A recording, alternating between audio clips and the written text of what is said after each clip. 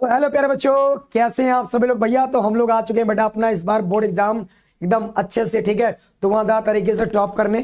तो board exam में इस बार बच्चे आप लोग बिल्कुल एकदम जोरदार तरीके से, ठीक है, धमाका करने वाले हो। और बोर्ड एग्जाम में अगर इस बार बेटा आप भी अन्य बच्चों की तरह, ठीक है, अगर पढ़ाई कर रहे होगे तो थोड़ा सा पढ़ाई की स्पीड को और बेहतर कर लो, ठीक है।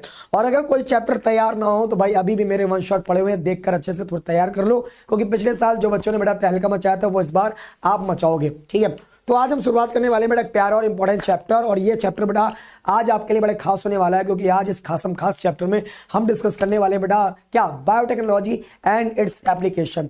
मतलब जैव प्रौद्योगिकी और उसके जो अनुप्रयोग है, मतलब बायोटेक्नोलॉजी का हम लोग क्या क्या यूज करते हैं, आज हम डिस्कस करेंगे बेटा इस क्लास में। और इस क्लास से कई सारे क्वेश्चन आपको हम बताएंगे बेटा कि आपके बोर्ड एग्जाम में किस तरह के क्वेश्चन आपको एग्जाम में मिलने वाले हैं, किस तरह से पढ़ाई करनी है, और सारी चीजें आज हम बेटा इस क्लास में डिस्कस करने वाले हैं, ठीक है। तो फटाफट तैयार हो जाइए और बेटा इस क्वेश्चन को, ठीक है, इन टॉपिक्स को आज बेटा, आज क्या, अभी के अभी तैयार करना शुरू कर देना, कहीं ऐसा ना हो कि देर हो जाए, ठीक है।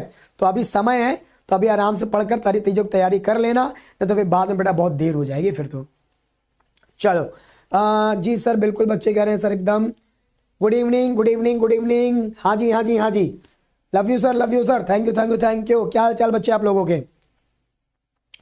चलो गुड इवनिंग प्यार बच्चों, सब लोगों को भैया गुड इवनिंग। सबसे पहले तो आवाज वगैरह एकदम क्लियर आ रही है भाई, जल्दी बताओ फटाफट। और भाई बोर्ड एग्जाम की एनर्जी क्या है, ठीक है, बोर्ड एग्जाम की एनर्जी एकदम पूरा एकदम फुल पावर में है ना, एकदम फुल एनर्जी के साथ पढ़ाई कर रहे हो कि नहीं पढ़ रहे हो, है ना, एकदम एनर्जी के साथ, क्योंकि एनर्जी नहीं तो कुछ नहीं, ठीक है। सो एनर्जी के साथ पढ़ाई लिखाई चल रही है सर, बिल्कुल चल रही है, मस्त सर, आप बताओ, ठीक है। बस आप लोगों का आशीर्वाद, ठीक है, हम भी बस पढ़ाने आ गए, आप लोग पढ़ने के लिए तैयार रहते हो तो हम पढ़ाने के लिए तैयार रहते हैं। यस सर, जय श्री कृष्णा। जी बेटा, जी जी जी जी, बिल्कुल बिल्कुल बिल्कुल, क्या बात है, गुड इवनिंग। बैच स्टार्ट कब होगा, किस क्लास का बैच बेटा, क्या बात है। सब बच्चे बढ़िया हैं, सब बच्चे बढ़िया पढ़ाई लिखाई कर रहे हैं, बच्चे बोल रहे हैं सर एकदम बिल्कुल बढ़िया पढ़ाई हो रही है। Love you cute sir, thank you बेटा, थैंक यू। 12th का सर, 12th का नया बैच बेटा आपका बस जैसे ही आप लोगों के एग्जाम खत्म हो जाते हैं, 11th के जो बच्चे होंगे, 11th के बच्चों का जैसे एग्जाम खत्म हो जाता है 12th का बैच शुरू हो जाएगा।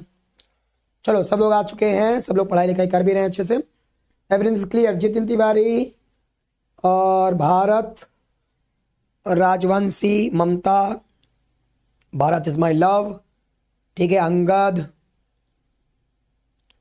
चलो क्वेश्चन ही बताएंगे बेटा, सब बताएंगे, ठीक है राज बेटा। हाँ एक बार सब लोगों के साथ शेयर कर दो क्लास, जल्दी से क्लास सभी लोग साथ शेयर कर देना, ऐसा ना हो कि बच्चा पीछे छूट जाए। तो क्लास सबको साथ बेटा शेयर करो जल्दी फटाफट। जी बेटा जी, सब लोग सब लोग सब लोग जल्दी फटाफट क्लास शेयर करेंगे सब लोगों के साथ। अंबर, अर्पित, हाँ जी हाँ जी, इसके बाद मोए मोए सब होगा, ठीक है, सब कुछ होगा, बस पहले तो बताओ। चलो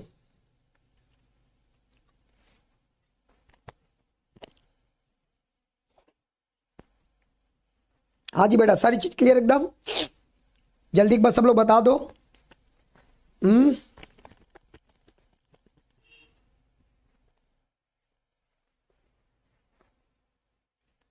चलिए, कुछ नेटवर्क प्रॉब्लम है क्या बेटा।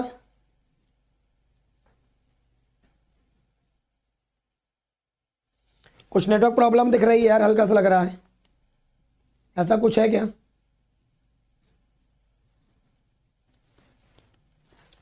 सब कुछ क्लियर है, शुरू करूं क्लास में। चलो बेटा, हाँ जी हाँ जी हाँ जी, शुरू करूं क्लास में। आशा बेटा चलो आ जाओ आ जाओ बेटा, फिर क्लास शुरू करते हैं फटाफट जल्दी से, ठीक है। देखो आज ये जो क्लास है, आज सबसे पहले आज क्या डिस्कस करने हम लोग बेटा, बायोटेक्नोलॉजी।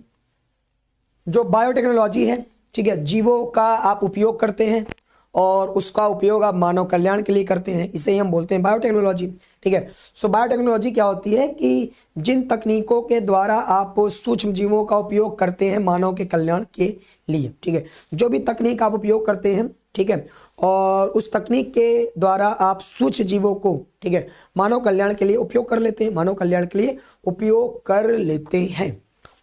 ठीक है, वही तकनीक को बेटा हम लोग क्या बोलेंगे, बायोटेक्नोलॉजी। ठीक है, उनका उपयोग कर लेते हैं, उसी तकनीक को हम बोलते हैं बायोटेक्नोलॉजी।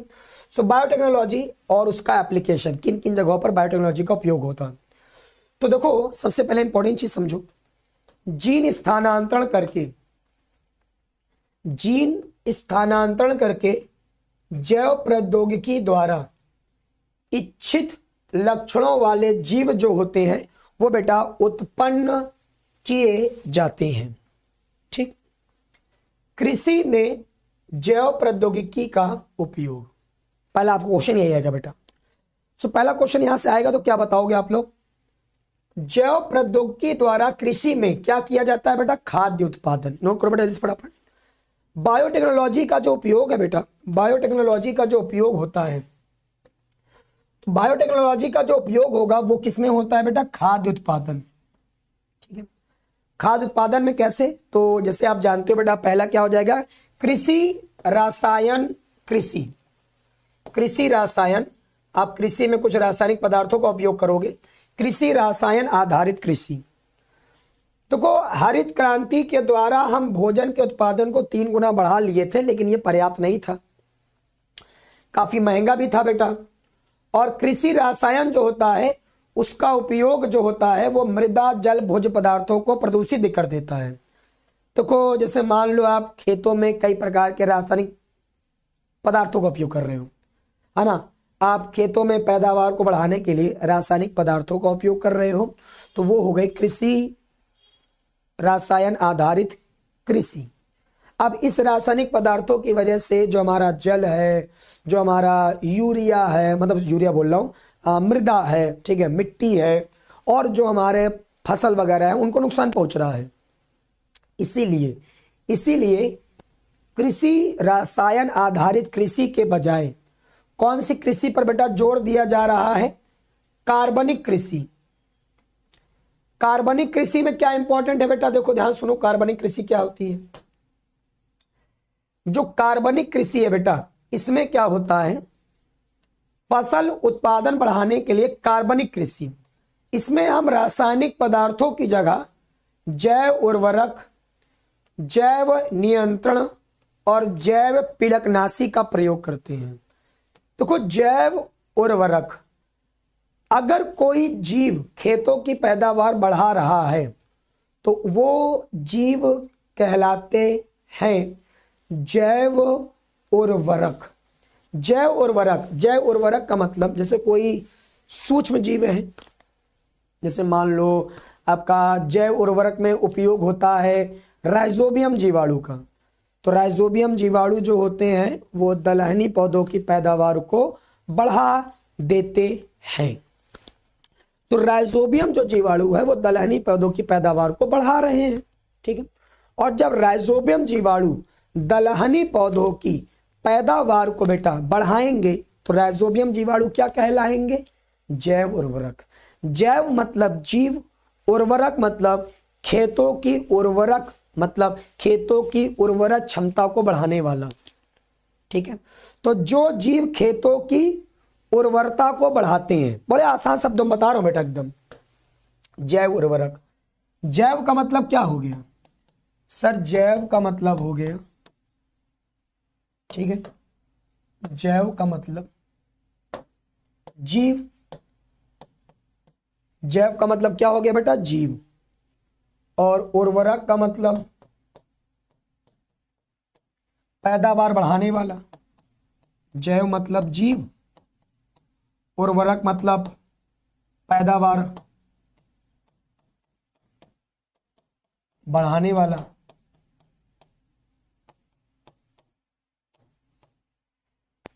तो जो जीव पैदावार को बढ़ाते हैं, ठीक है, उसे क्या बोलते हैं सर, जैव उर्वरक। क्लियर एकदम, जल्दी बताओ बेटा, क्लियर एकदम अच्छे से, चलो क्लियर एकदम अच्छे से, वेरी नाइस। आगे सुनो बेटा,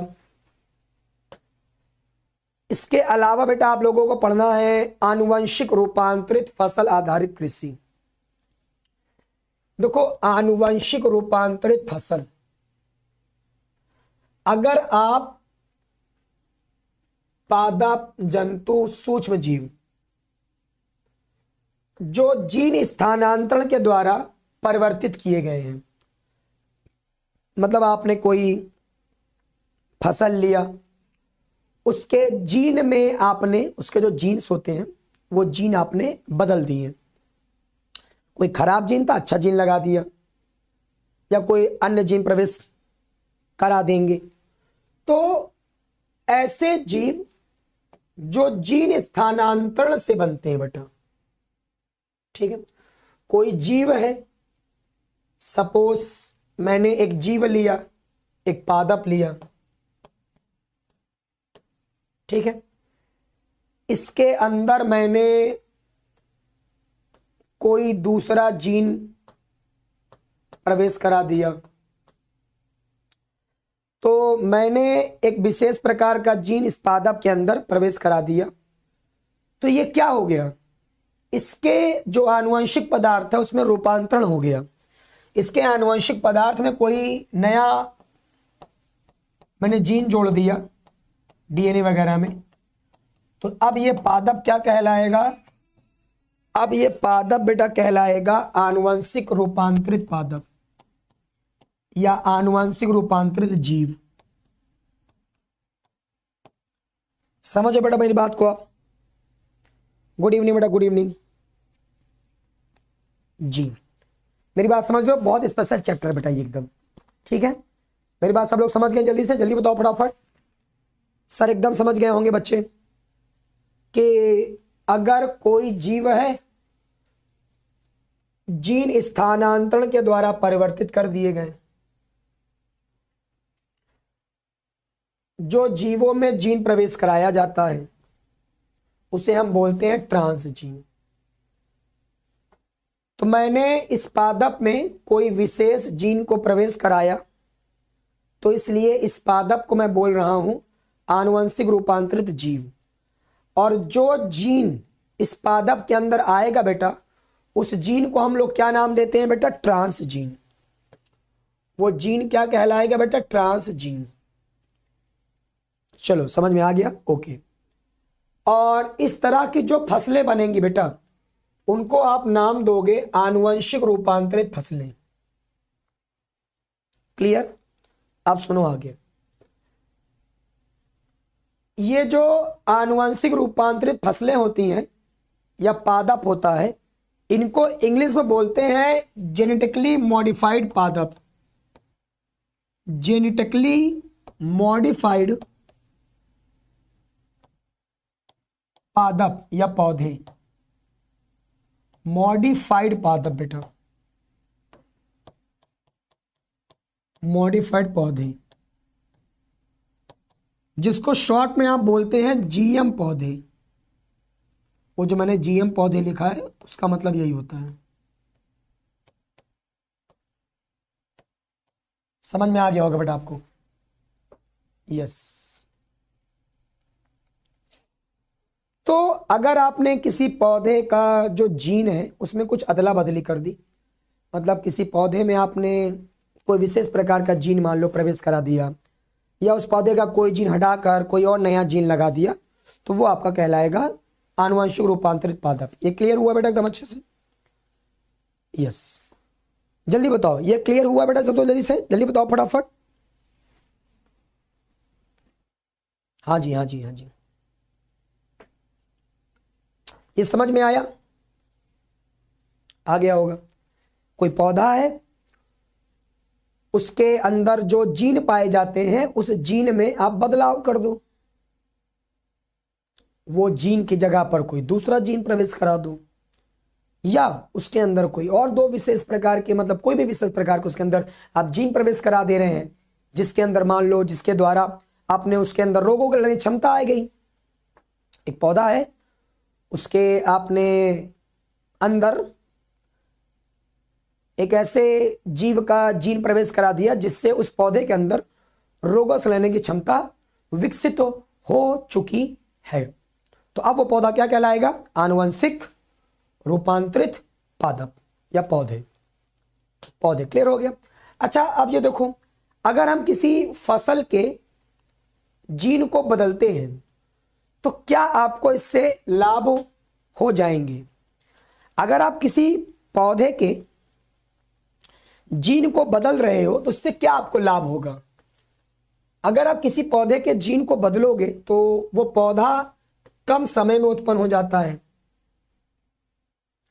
दूसरा, उसके अंदर ठंडा, सूखा, लवण, ताप को सहने की क्षमता ज्यादा आ जाती है।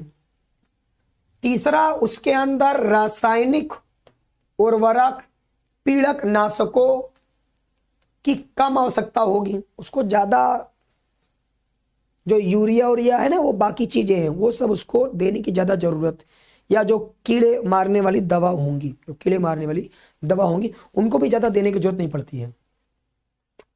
खनिज उपयोग में पौधों द्वारा क्षमता में वृद्धि हो जाएगी। अनाज नुकसान को कम करने में सहायक होते हैं और खाद्य पदार्थों में पोषक स्तरों में वृद्धि हो जाएगी। जो खाद्य पदार्थ होंगे उनके पोषक स्तरों में आपको क्या दिखाई देगी? वृद्धि। मतलब उसके अंदर पोषक पदार्थ ज्यादा इकट्ठा होने लगेंगे। ठीक है, ये फायदा मिलेगा बेटा इससे जी। चलो पहले सभी लोग बताओ, इतनी बातें अगर क्लियर हो गई हो तो मैं आगे बढ़ूं बेटा। अगर सभी लोगों को इतनी बातें क्लियर हो गई हो तो मैं आगे बढ़ूं। सर इतनी बातें सबको समझ में आ गई हैं, क्या लाभ होगा? सब लोग बताओ, अगर आप आनुवंशिक रूपांतरित फसलें तैयार करते हो तो इससे क्या लाभ होंगे? ये बातें समझ में आई? सभी प्यारे बच्चे जल्दी से बताएंगे। और अगर अभी तक लाइक नहीं किया होगा तो लाइक को कर देना, लाइक कर देना। ठीक है, बस यही जो आपका प्यार है ना, बस यही एक अंदर से, ठीक है, पावर देता है। ठीक है, तो लाइक जरूर कर देना। हाँ बेटा, बिल्कुल बिल्कुल बिल्कुल बिल्कुल बेटा। आज ये चैप्टर खत्म हो जाएगा तो चैप्टर आराम से खत्म करेंगे, मतलब आराम से, मतलब लगभग आराम से पूरा चैप्टर खत्म हो जाएगा। तो कोई चिंता नहीं करने का है, चैप्टर आराम से खत्म करेंगे एकदम। ठीक है, सारे टॉपिक्स बता देंगे एकदम। और ये टॉपिक पढ़ लिया मतलब एग्जाम एकदम तगड़ा वाला लेवल का आपका एग्जाम निकलेगा। चलो, हाँ, और एक इंपॉर्टेंट चीज, इसके बाद हमारा एक चैप्टर, मतलब इसके बाद हमारे अब बचे हैं केवल 3 चैप्टर बायो के। तो मैं क्या करने वाला हूं, मैं तीनों चैप्टर को एक साथ पढ़ाने वाला हूं, क्योंकि तीनों चैप्टर से जो भी क्वेश्चन आते हैं वो मैं तीनों एक साथ करा दूंगा। छोटा चैप्टर रहेगा, ज़्यादा बड़े बड़े चैप्टर है भी नहीं, थ्योरेटिकल क्वेश्चन आते हैं तो तीनों चैप्टर को एक साथ करा देंगे, ताकि एक बार में ही तीनों कंप्लीट हो जाएगा, है ना। पूरा आपका जिन बच्चों के एग्जाम आने वाले हैं 1 फरवरी से, उनके आराम से पूरे काफ़ी पूरा 1 शॉर्ट वीडियो उनको मिल जाए एक ही बार में अच्छे से एकदम। इंपॉर्टेंट क्वेश्चन कब लाएंगे बेटा? बिल्कुल, ये जैसे ही आपका 1 शॉर्ट वाली क्लास खत्म हो जाती है फिर इसके बाद इंपॉर्टेंट क्वेश्चन ही आएंगे बेटा।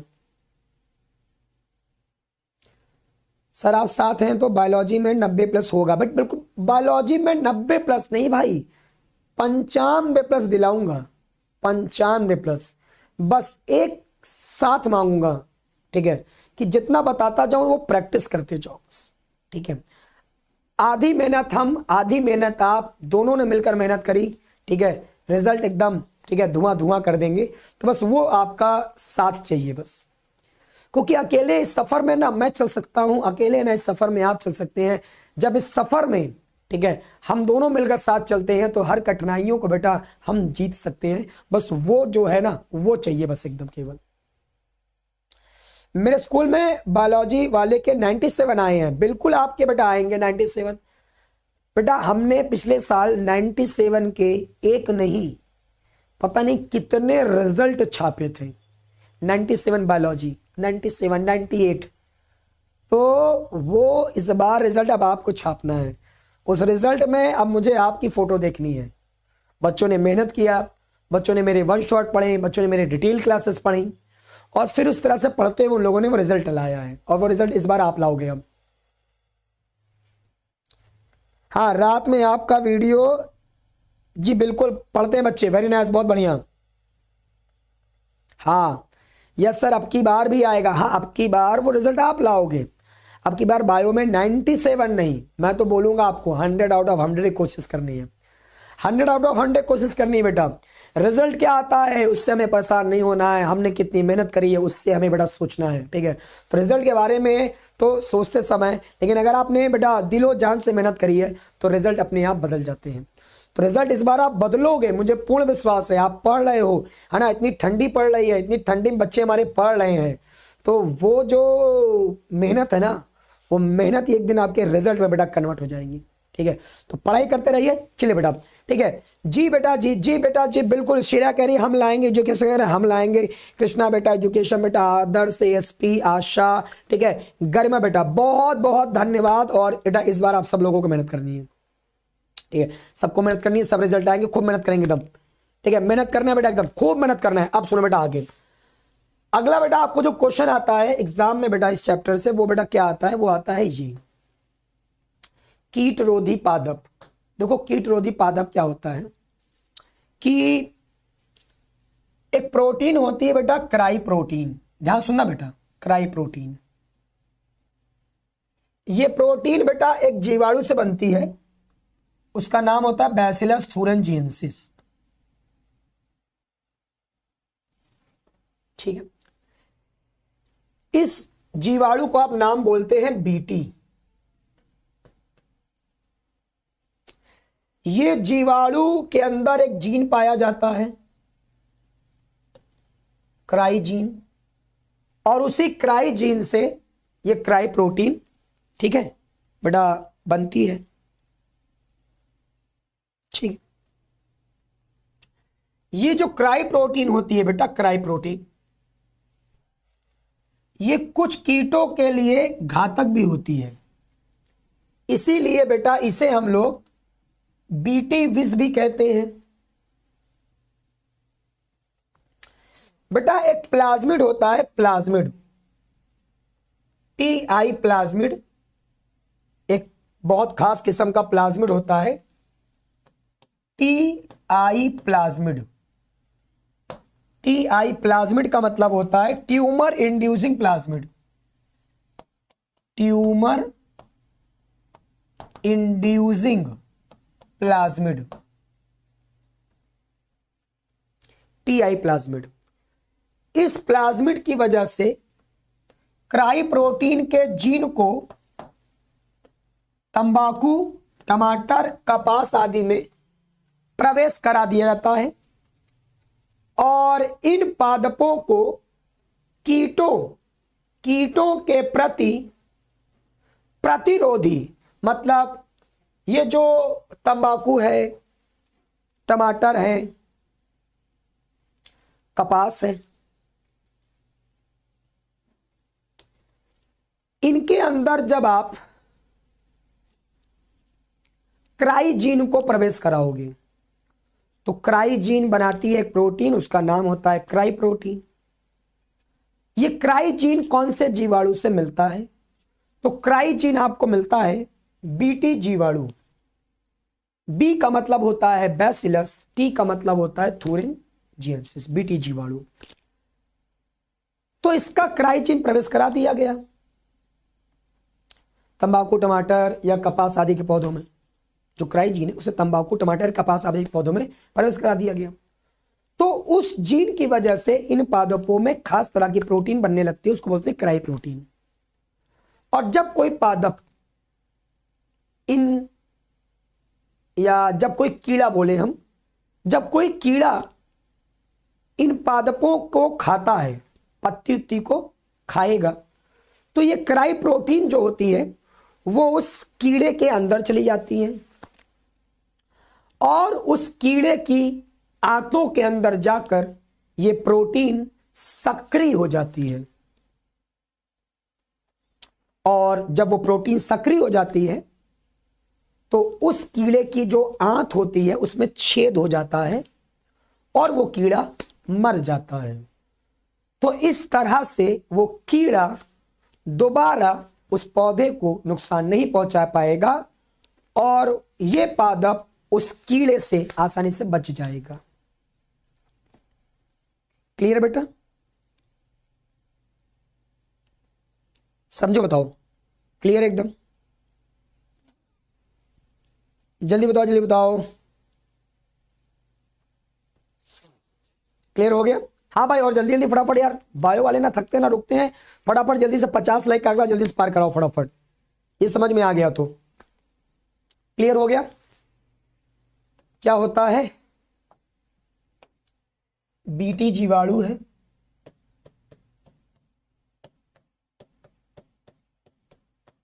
बैसिलस थुरिनजेंसिस,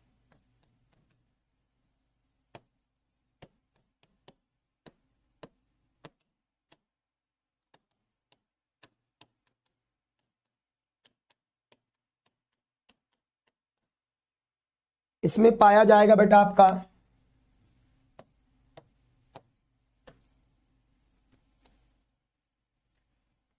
क्राइजीन, इसमें पाया जाता है बेटा क्राइजीन। क्राइजीन से बनेगी बेटा क्राई प्रोटीन,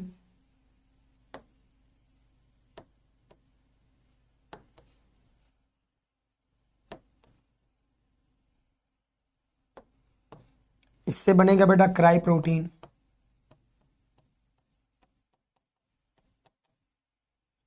ठीक, जब इस क्राइजीन को बेटा प्रवेश करा देंगे किसी पादप के अंदर, जैसे मान लो कपास है, ठीक है, तंबाकू है,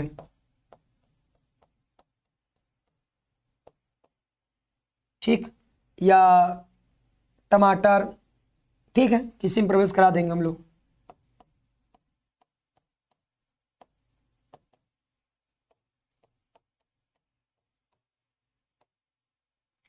कपास आदि के पादप में मान लो प्रवेश करा दिया,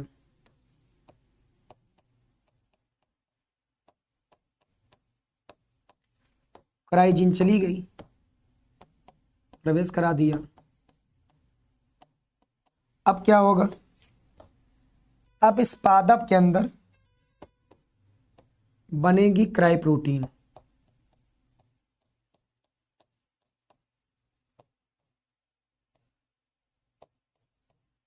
इसका एक और नाम है बीटी विष। बीटी विष क्यों? क्योंकि ये कीटों के लिए जहर का काम करेगी। अब मान लो कोई कीट आया, वो कीट इस पादप को खा रहा है,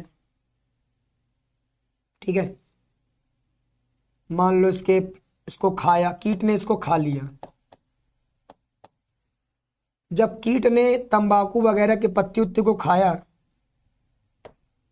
तो ये जो क्राई प्रोटीन बन गई इस पादप के अंदर, ये इस पादप के अंदर निष्क्रिय होती है। इस पादप के अंदर क्या होती है? निष्क्रिय। लेकिन जब इस कीट ने इस पादप को खाया, तो अब ये प्रोटीन चली जाएगी इस कीट के अंदर, ये प्रोटीन चली गई इस कीट के अंदर, और इस कीट के अंदर जाने पर वो जो प्रोटीन थी वो सक्रिय हो गई, क्राई प्रोटीन या बीटी विष सक्रिय हो गई। सक्रिय क्यों हो जाती है? इस कीट के अंदर जो पीएच होता है ना, पीएच वो अलग होता है, और उस वजह से वो प्रोटीन बेटा सक्रिय हो जाती है, और इस कीट की आंतों में छेद हो जाएगा। इस कीट की आंतों में क्या हो जाएगा बेटा? छेद, जी, जिसकी वजह से इस कीट की, ये क्राई प्रोटीन की वजह से कीट की आंतों में छेद हो जाएगा, कीट की आंतों में छेद हो जाएगा, और इस वजह से बेटा फिर ये कीट क्या हो जाता है? मृत हो जाता है। कीट मर जाता है। तो अब आप देख सकते हो कि मैंने तंबाकू, टमाटर एवं कपास आदि के पौधों में ये जीन को प्रवेश कराया, तो ये किसी दूसरे जीव का जीन है है बेटा, और इसको मैंने प्रवेश करा दिया इस पादप में। तो ये जो आप पादप है ना बेटा, ये कैसे पादप हो गए? आनुवंशिक रूपांतरित पादप, क्योंकि आपने इनके अंदर कोई दूसरा जीन प्रवेश करा दिया, और क्योंकि आपने इन पादप में ये जीवाणु का मतलब बैसिलस thuringiensis जीवाणु का आपने जीन प्रवेश कराया है इन पादप में, तो इन पादपों को आप शॉर्ट फॉर्म में बोलते हैं बीटी पादप। क्या बोलते हैं बेटा? बीटी पादप। जी,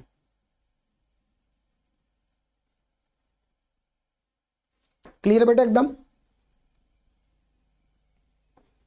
चलो, एकदम क्लियर हो गया, अच्छे से क्लियर हो गया बेटा, अच्छे से एकदम। इसको नोट कर लीजिएगा बेटा आप लोग। बच्चों आगे ध्यान सुनिए, अब मैं आपको क्या बताने जा रहा हूं। अब मैं आपको बताने जा रहा हूं बेटा यही बीटी कॉटन। तो बीटी कॉटन जो है बेटा आपका, मतलब कॉटन मतलब कपास। जब बीटी जीवाणु का जो जीन है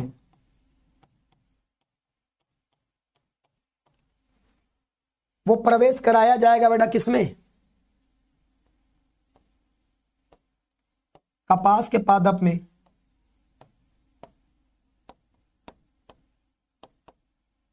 कपास मतलब कॉटन। तब इस कपास को आप क्या नाम देंगे? बीटी कपास।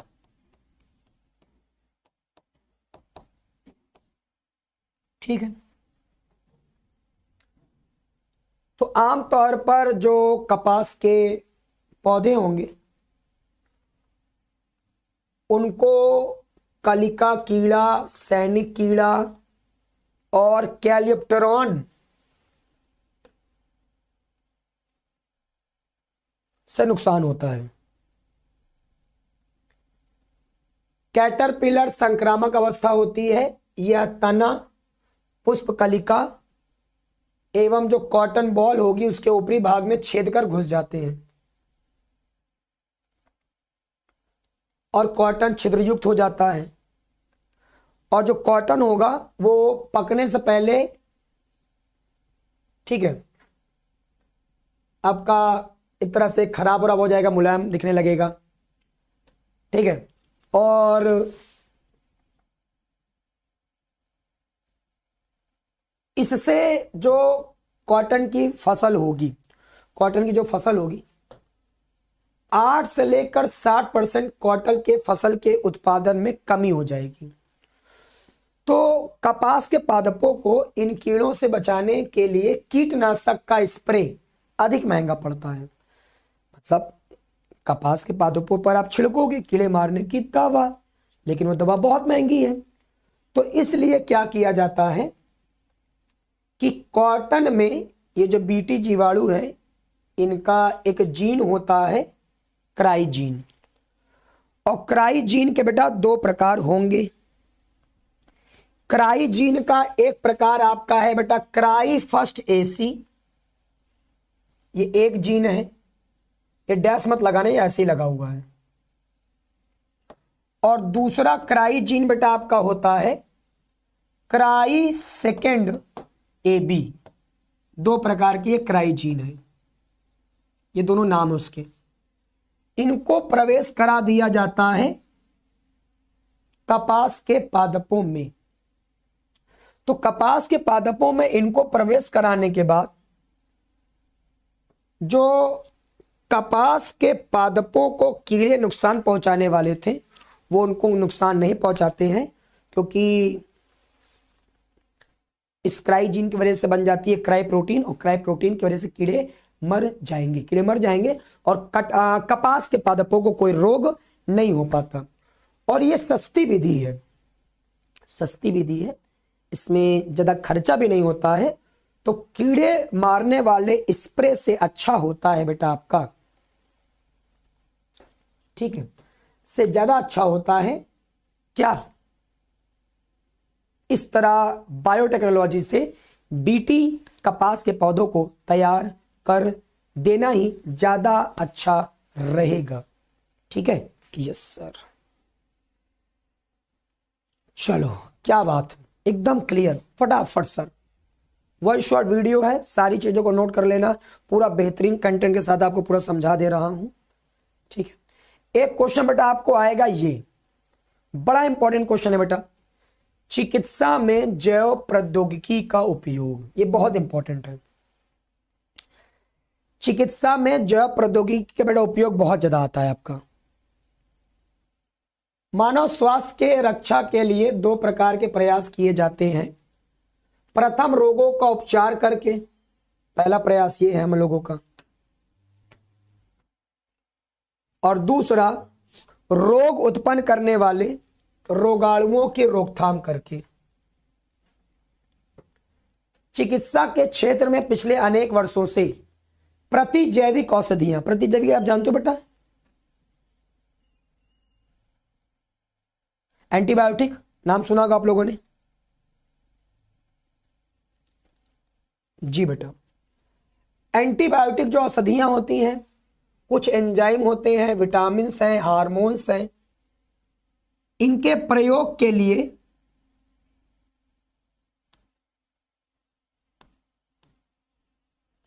बायोटेक्नोलॉजी का उपयोग किया जा रहा है। ठीक है, बायोटेक्नोलॉजी का उपयोग किया जा रहा है। इसके अलावा जिससे इंटरफेरॉन, इंटरफेरॉन बेटा बहुत इंपॉर्टेंट है बेटा। जब कोई विषाणु कोशिका पर आक्रमण करता है तो कोशिका उससे लड़ने के लिए एक खास तरह की प्रोटीन बनाती है, उसी प्रोटीन को बेटा हम लोग बोलते हैं इंटरफेरॉन। तो इंटरफेरॉन, वृद्धि हार्मोन और इंसुलिन, इसका निर्माण जो है बेटा वो अनेक सूक्ष्म जीवों से होता है। ठीक है, और ये बायोटेक्नोलॉजी के लिए बेटा बहुत इंपॉर्टेंट है। ठीक है, तो आप देख रहे हो तरह तरह के जो आप इंसुलिन आप जो देख रहे हो, इंसुलिन, इंसुलिन को बायोटेक्नोलॉजी के द्वारा ही बेटा बनाया जा सकता है। तो वो बड़ा इंपॉर्टेंट है आपके सिलेबस के लिए, बहुत इंपॉर्टेंट रहेगा बेटा वो। चलो मैं इसको बताऊं बेटा फटाफट, जल्दी से आ जाओ, जल्दी जल्दी। ठीक है, एक बार 50 लाइक का आंकड़ा जल्दी से पार कराओ, जल्दी से पार कराओ यार। 50 लाइक का आंकड़ा, इतना समय तो नहीं लगना चाहिए, इतना समय तो नहीं लगना चाहिए 50 लाइक के आंकड़े में। जल्दी से पार कराओ फटाफट 50 लाइक का आंकड़ा। ठीक है, तुरंत। चलो आगे सुनो। तो आनुवंशिक जो है ना बेटा, जेनेटिकली ये तरीके से आपका निर्मित है, बनी हुई है, आनुवंशिक निर्मित, ठीक है, इंसुलिन। चलो क्लियर है, अब आगे सुनो। इंसुलिन की खोज सर्वप्रथम एडवर्ड शार्पे शेफर ने 1916 में की थी। यस बेटा,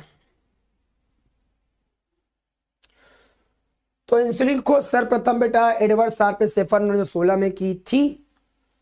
इंसुलिन बेटा 51 अमीनो अम्ल से बना हुआ प्रोटीन हार्मोन से है, और ये आपके शरीर की अग्न्याशय के लैंगरहैंस द्वीप समूह कोशिकाओं से निकलेगा। इसकी कमी से डायबिटीज हो जाता है। तो शुरुआत में डायबिटीज के उपचार के लिए इंसुलिन गाय और सुअर से प्राप्त किया जाता था। ठीक है, प्राप्त किया जाता था। 100 ग्राम इंसुलिन को प्राप्त करने के लिए 800 से 1000 किलोग्राम अग्न्याशय की जरूरत होती थी। लेकिन ये जानवरों से जो इंसुलिन हमें मिलता था उससे कई पेशेंट को एलर्जी हो जाती थी। फिर बायोटेक्नोलॉजी के द्वारा इसे इजिली ज्यादा मात्रा में प्राप्त किया गया। डेनमार्क ने 1980 में पहली बार स्वाइस इंसुलिन को 90% शुद्ध मानव इंसुलिन में रूपांतरित किया। और बेटा एक कंपनी है एली लिली ने 1983 में 2 डीएनए के सीक्वेंस को तैयार किया और मानव इंसुलिन में जैसे एक श्रृंखला होती है ए, एक श्रृंखला होती है 2, तो इस तरह से ये 2 श्रृंखला तैयार की गई और उन दोनों श्रृंखलाओं को बेटा, ठीक है, ई कोलाई ये जो जीवाणु है इसके अंदर प्रवेश कराया गया और जब ई कोलाई अपने जैसा नया ई कोलाई बनाता है तो वो जो हमने मानव इंसुलिन की ए और बी श्रृंखला तैयार की थी वो भी बेटा बढ़ गई और फिर उन दोनों श्रृंखलाओं को बेटा एक बॉन्ड के द्वारा जोड़ा गया और उस बॉन्ड का नाम था बेटा डाइसल्फाइड बॉन्ड और इसके द्वारा जोड़कर फिर बेटा आपका पहली बार तैयार हुआ था मानव इंसुलिन।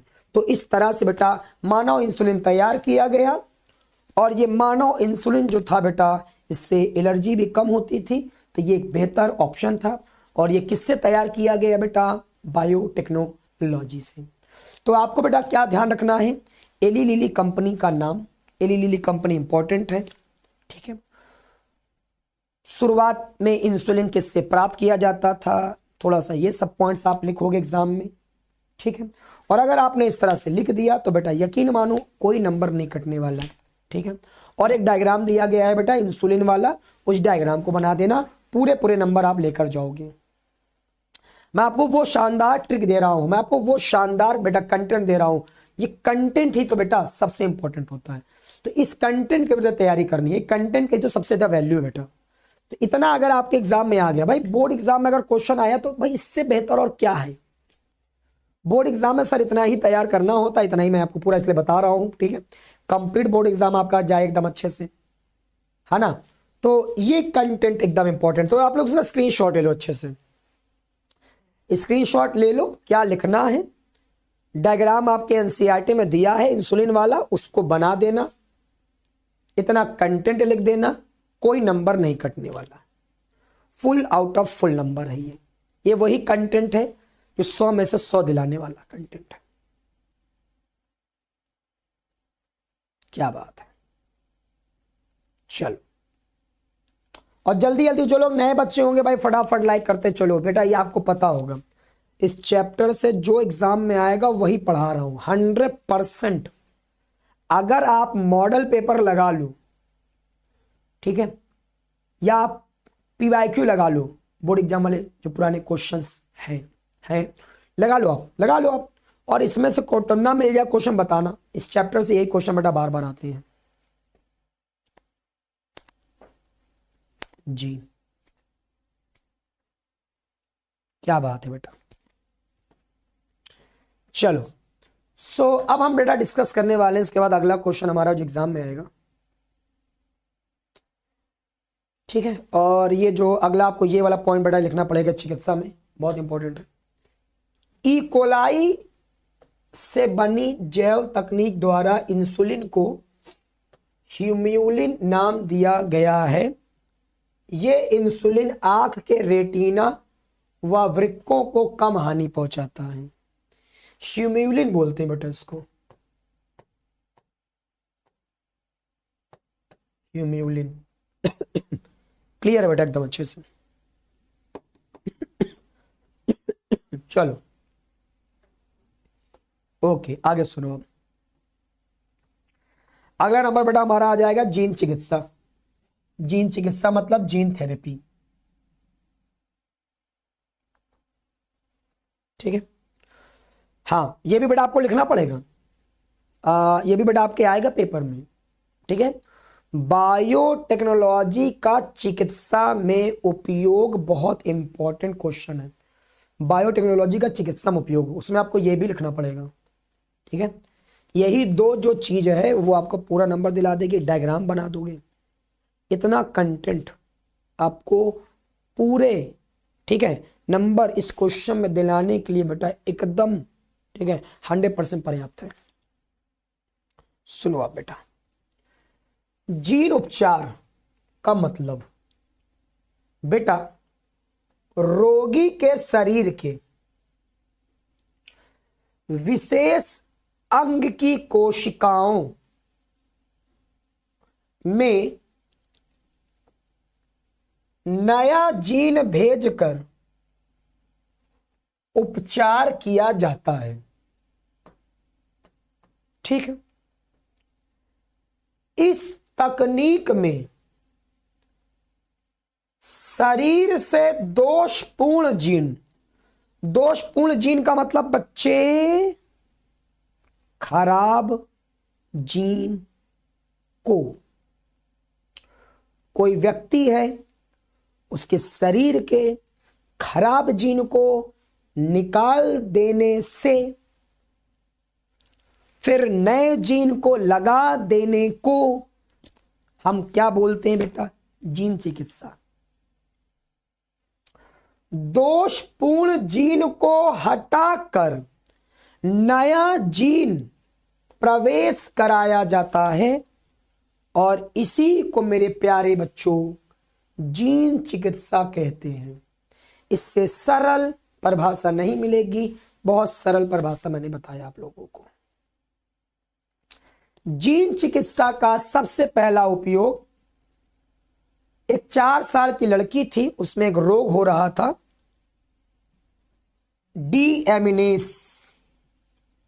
एडिनोसिन डीएमिनेस रोग था, डेफिसिट, और इसी में सबसे पहले बेटा ये जीन चिकित्सा हुई थी बेटा। जी क्लियर बेटा? जल्दी बताओ बेटा, क्लियर हो गया? जीन चिकित्सा हमारे प्यारे बच्चों को समझ में आ गया? हमारे प्यारे बच्चे जल्दी से बोलें, जीन चिकित्सा अगर समझ में आ गया तो प्यारे बच्चों को, प्यारे बच्चों को ये क्वेश्चन समझ में आ गया, आंसर समझ में आ गया, क्या लिखना है ये समझ में आ गया तो मुझे बताएं। फिर ये भी पूछ लेगा तो बता देना रोग का नाम। जल्दी बताओ जल्दी बताओ जल्दी बताओ। हाँ चलो, प्यारे बच्चों का बड़े बड़े भैया धन्यवाद।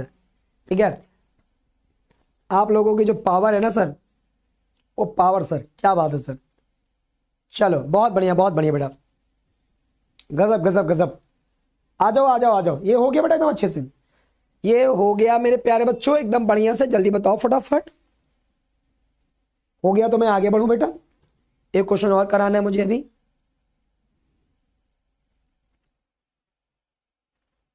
थोड़ा ये भी अगर आपके आ जाए तो लिख देना कि इस चिकित्सा का उपयोग सिकल सेल एनीमिया, कैंसर, ठीक है, आदि रोगों में भी कर सकते हैं।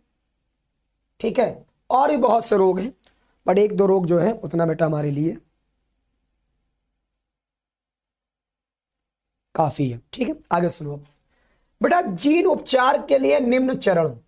अच्छा, आप जीन का उपचार करना चाहते हो तो क्या क्या करना है? जीन के उपचार में सबसे पहले तो आप पता लगाओ कि कौन से जीन को शरीर से हटाना जरूरी है।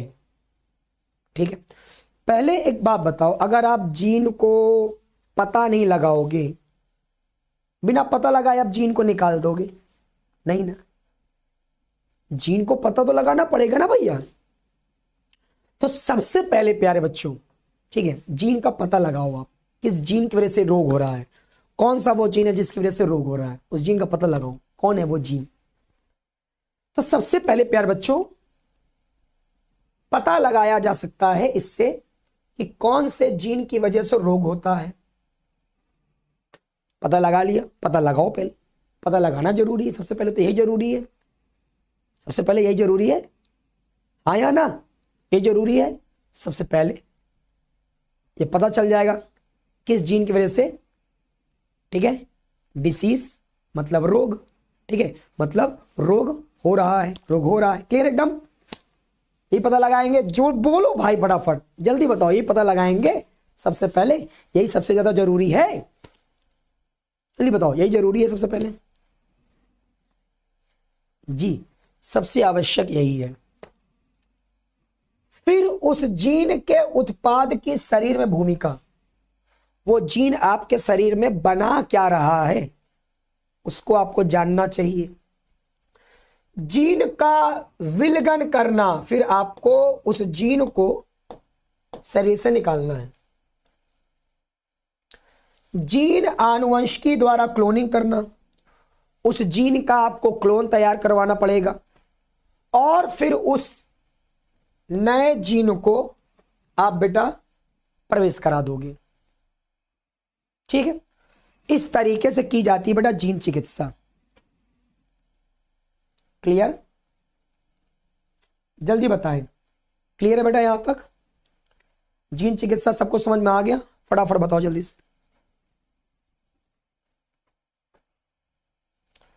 जल्दी बताओ जल्दी बताओ। अब बेटा एक बात बताओ, इसके बाद जो चैप्टर है हमारा, एक चैप्टर है आपका बेटा समष्टियां, जीव एवं समष्टियां, उसके बाद है पारितंत्र, और उसके बाद बेटा आपका है जैव विविधता एवं इसके संरक्षण।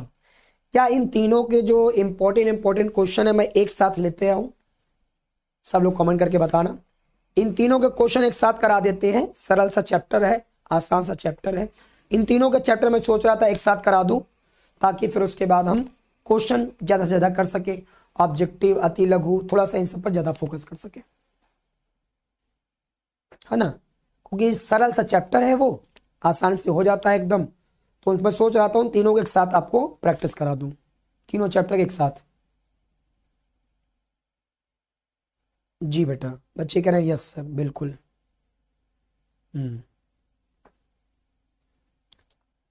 है ना, उसके बाद फिर आपके वन शॉट पूरे कंप्लीट हो चुके होंगे। फिर आप मॉडल पेपर आपको लगवाते हैं, मॉडल पेपर देखो कैसे कैसे क्वेश्चन आते हैं, पूरा अपना बोर्ड एग्जाम पैटर्न जान लो अच्छे से। मॉडल पेपर की प्रैक्टिस करा दूं आपको, 2-3 मॉडल पेपर आराम से लगाओ मेरे साथ, क्या क्या लिखना है, कैसे लिखना है। ठीक है, साथ में आपका इंपॉर्टेंट क्वेश्चन लगवाना शुरू करूं, उसके बाद आपकी प्रैक्टिस चेक हो, कितनी तैयारियां हैं आपकी, चैप्टर वाइज की कितना तैयारी है। ठीक, वो सब चीजें प्रैक्टिस कराया जाए। हाँ जी, चलिए। सो इसके बाद बेटा आपका अगला जो चीज है, हमारा एक अंतिम इंपॉर्टेंट टॉपिक जो है, ये आता है बेटा पेपर में। ठीक है, लास्ट टॉपिक रहेगा हमारा, और उसके बाद हमारा ये खत्म हो जाएगा पूरा। देखो ये क्वेश्चन बहुत ज्यादा आता है बेटा पेपर में, ट्रांसजेनिक एनिमल, वे जंतु जिनका निर्माण बाह्य जीन के द्वारा होता है, अर्थात वे जंतु जिनकी जनन कोशिकाओं में दूसरे जंतु का प्रवेश कराया जाता है, जीन। जी पूनम बेटा, मेरी क्लास कौन सी क्लास पढ़ा तो रहा हूं मैं। हाँ जी,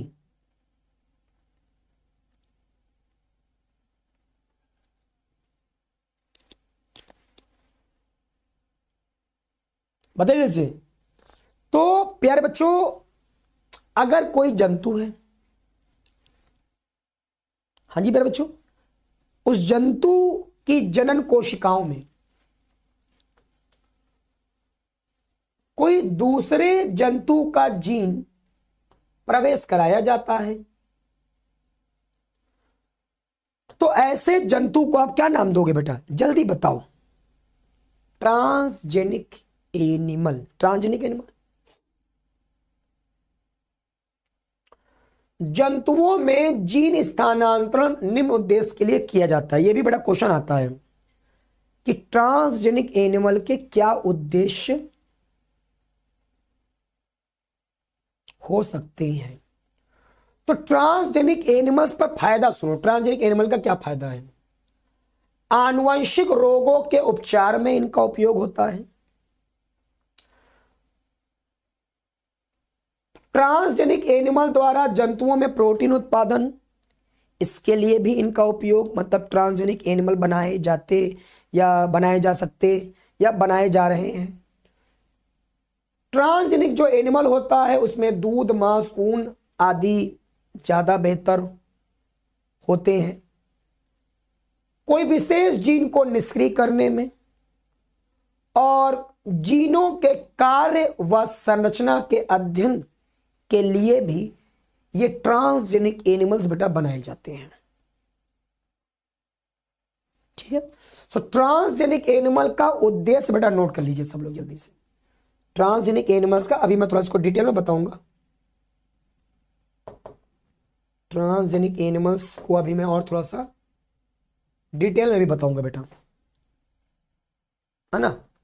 ये उद्देश्य फिर भी नोट कर लेना, शॉर्ट फॉर्म में आएगा तो इतना लिख देना जी।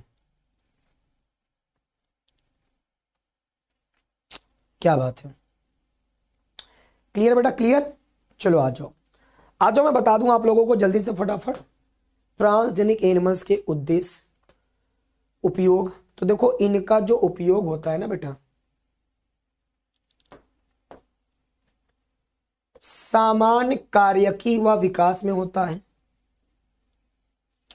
दूसरा वेरी इंपॉर्टेंट उपयोग बेटा, इनका उपयोग रोगों का अध्ययन करने में होता है।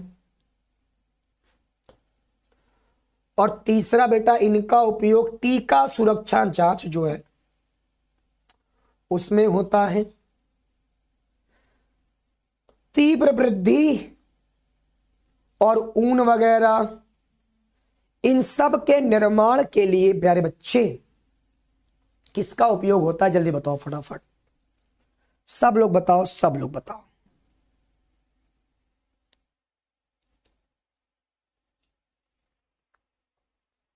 चलो क्लियर,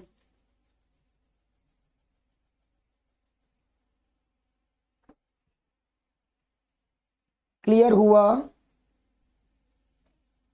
हाँ, इनके बारे में लिख देना, इसके बारे में पढ़ लोगे आराम से, कोई दिक्कत नहीं है।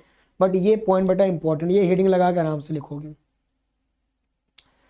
अगर इस पॉइंट को भी लिख कर आप अपनी भाषा में भी लिख दोगे तो भी आपको पूरे नंबर मिल जाएंगे। हेडिंग की इंपॉर्टेंस है बस, एग्जामिनर आपका हेडिंग देखेगा और हेडिंग के अंदर की सारी चीजें आप अपने लैंग्वेज में लिख सकते हो। एक बार जैसे ही पढ़ लोगे अपने आप आ जाएगा बेटा। क्लियर,